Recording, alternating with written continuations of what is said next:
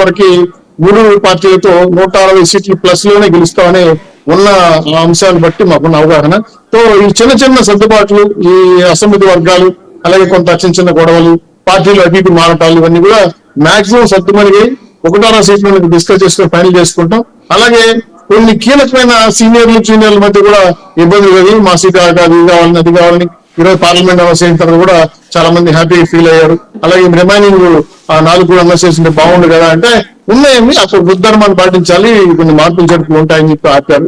So total గా ఏంటంటే ఎన్నికలు సిద్ధమైపోయి తెలుగుదేశం పార్టీ 3 పార్టీలతో కలిసి రాష్ట్ర వ్యాప్తంగా రేపు సభలు పెట్టుకుంటూ కింద స్థాయిలో బూత్ ఇంజనీరింగ్ కాడ నుంచి బూత్ మేనేజ్మెంట్ కాడ నుంచి మాకు ఆల్రెడీ ఇన్స్ట్రక్షన్ ఇచ్చారు. బూత్ కమిటీ నుంచి ఉమ్మడిగా ఒక్కొక్కరు తీసుకొని కమిటీ వేసుకోమని చెప్పారు కాబట్టి ఆ పనిలో ఉన్నాం.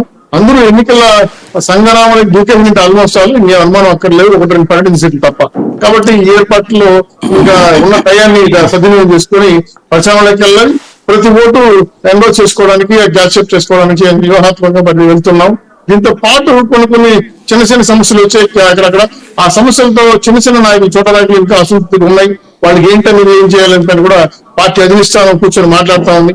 సాధ్యమైన వరకు 90% మేము సక్సెస్ అయ్యామని అనుకుంటున్నాం. 10% అతి టర్న్ చేసేస్తే మా విషయం సాల్వ్ అయిపోతుంది.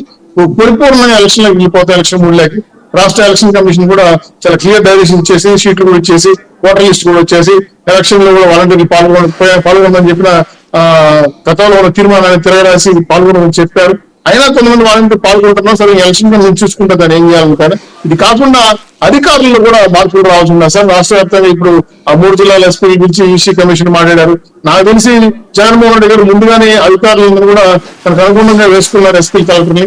టోటల్ గా లిస్ట్ తీసుకొని ఆంధ్ర రాష్ట్రంలో 26 జిల్లాల్లో అటు ప్రభుత్వ రంగంలో ప్రభుత్వ ఉద్యోగులు చేస్తున్న అనుకూల వ్యవహారాలను తిప్పిరాయాల్సిన అవసరం ఉంది. ఎలక్షన్ చర్య తీసుకోవాల్సిన అవసరం ఉంది.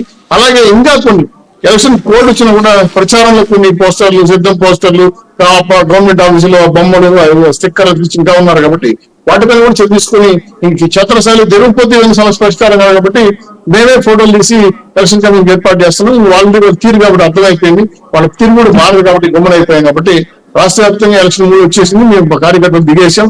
పూర్తిగా ఎలక్షన్ విన్నింగ్ సిచ్యువేషన్ ముందుకెళ్తున్నాం.